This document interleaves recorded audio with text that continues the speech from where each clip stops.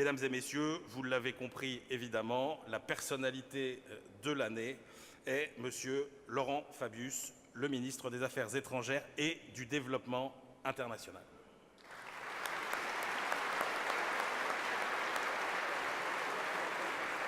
Monsieur le ministre, si vous voulez bien venir recevoir votre prix, Laurent Fabius, personnalité touristique de l'année 2015, va recevoir des mains de Nicolas son prix et d'Emmanuel. Monsieur le ministre. Bien, j'ai vu il n'y a pas très longtemps la cérémonie du Festival de Cannes. Je ne peux pas rivaliser, mais je voudrais vous dire que vous me faites énormément plaisir. Je me suis demandé, d'ailleurs, pourquoi vous m'aviez désigné personnalité touristique de l'année. Comme je suis assez critique vis-à-vis de moi-même, j'ai pensé dans un premier temps que c'était parce que je faisais 40 000 km par mois. Et puis je me suis dit non, ça ne doit pas être ça. Je veux vous remercier de m'avoir choisi à l'unanimité, avez-vous dit, c'est assez rare, mais vous remercier pour autre chose.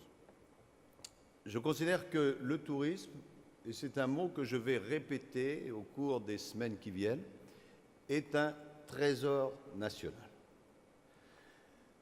Dans toute une série de pays, il y a des trésors nationaux et on les choisit.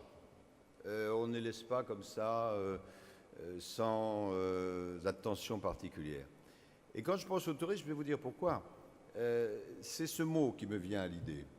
Trésor national, vous l'avez dit, monsieur Gilles, parce que d'un point de vue économique, et Dieu sait qu'on a besoin de création d'emplois non délocalisables, c'est un de nos meilleurs secteurs, peut-être le meilleur secteur.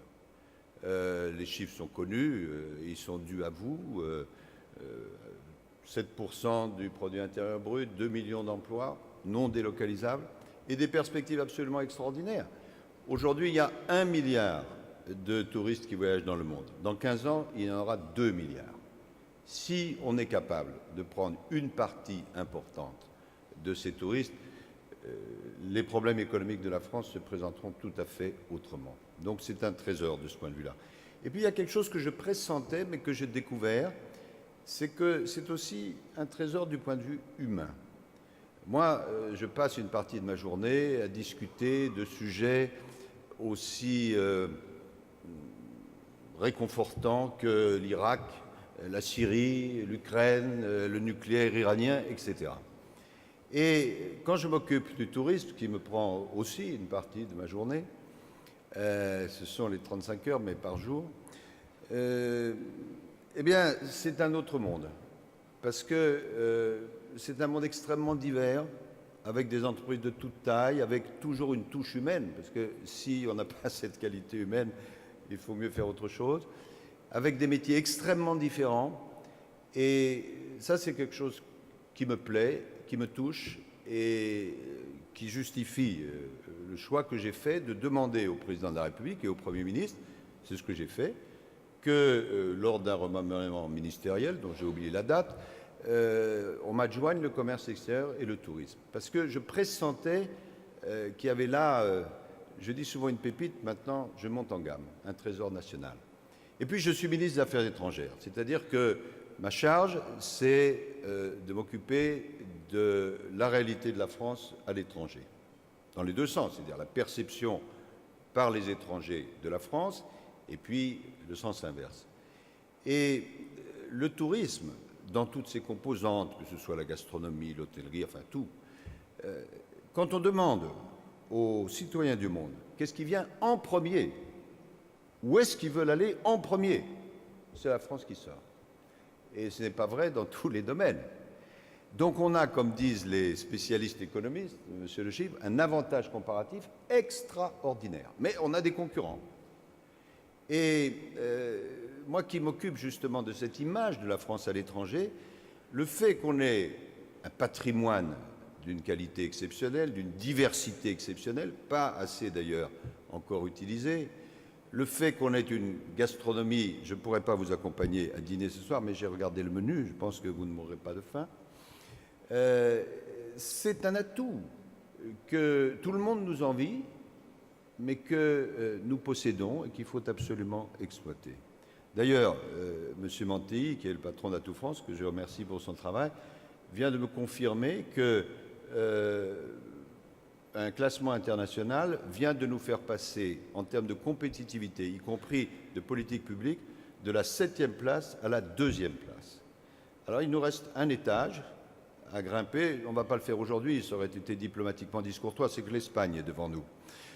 Mais 2e, c'est pas mal, mais enfin encore, il y a une place. Donc un trésor et une image, une contribution à la fois à l'économie, à la réalité humaine et à l'image de la France absolument exceptionnelle. C'est pourquoi vraiment, à la fois je suis très heureux que vous m'ayez donné ce prix, et puis j'ai bien l'intention de mettre mon énergie, vous avez parlé de poids politique, en tout cas mon énergie, au service de ce trésor. Un dernier mot, on a pris des mesures, on a évité d'autres mesures, il faut faire les deux. Mais on ne va pas s'arrêter là. J'ai réuni autour de moi et avec Philippe Faure, que vous connaissez peut-être, qui est spécialiste en particulier de la gastronomie et pas simplement théoricien, praticien.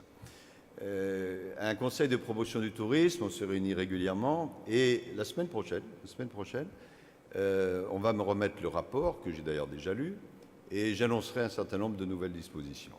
Je veux garder comme ça le fumet pour la semaine prochaine, autour de 4 grandes catégories, parce que maintenant je commence à peu près à comprendre le sujet, et qui est un peu le carré magique de ce qu'il faut faire devant nous. Le numérique, désormais, si on n'est pas excellent en matière de numérique, c'est très compliqué. La formation, absolument décisive. L'accueil, ce sont des métiers d'accueil, et l'investissement, parce qu'il y a beaucoup de choses à faire. Et donc, mes amis du Conseil de promotion du tourisme ont proposé un certain nombre de choses, et déjà, j'annoncerai quelques décisions la semaine prochaine. Et puis, parmi les projets que j'ai et qui nous permettra de nous revoir, c'est le 8 octobre, exactement le 8 octobre, la date est déjà barrée sur mon carnet, nous aurons une conférence du tourisme. Je veux voir tous les professionnels, qu'on regarde ce qui a été fait, ce qui ne marche pas, et ce qu'on a devant nous. Et je pense que si on fait chaque année un exercice d'une conférence annuelle, ça permet, comme dans vos entreprises, à la fois de fixer des objectifs, de regarder les résultats, de corriger ce qui ne va pas et d'améliorer ce qui doit être amélioré.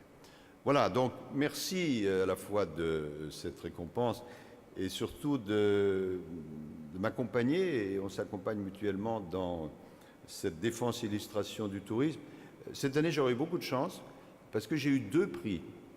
Donc, le prix que vous me remettez, et puis, il y a quelques semaines, il y avait un jury spécialisé dans le vin qui m'a nommé homme de l'année. Alors, quelle va être la 3e récompense? Je n'en sais rien. Mais comme il faut un peu manier l'humour, c'est une des premières années où j'ai tant de distinctions. Ça doit être à cause de l'âge. Simplement, j'avais reçu dans le passé une distinction. J'avais été nommé parlementaire de l'année.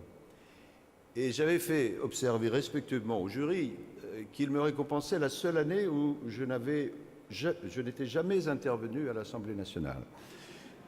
Donc c'était peut-être parce que précisément je ne l'avais pas fait. En matière de tourisme, je pense que ça n'est pas le raisonnement, mais que vous m'avez gentiment choisi, tout simplement parce que vous aimez votre profession et que vous appréciez qu'il y ait un membre du gouvernement, quelle que soit sa couleur politique, qui partage cet amour avec vous et qui consacre une grande part de son énergie à promouvoir ce trésor national. Merci. Laurent Fabius, je vais vous demander de remettre le prix. Laurent Fabius, victoire du tourisme 2015, homme de l'année. Merci beaucoup, monsieur le ministre, et bravo.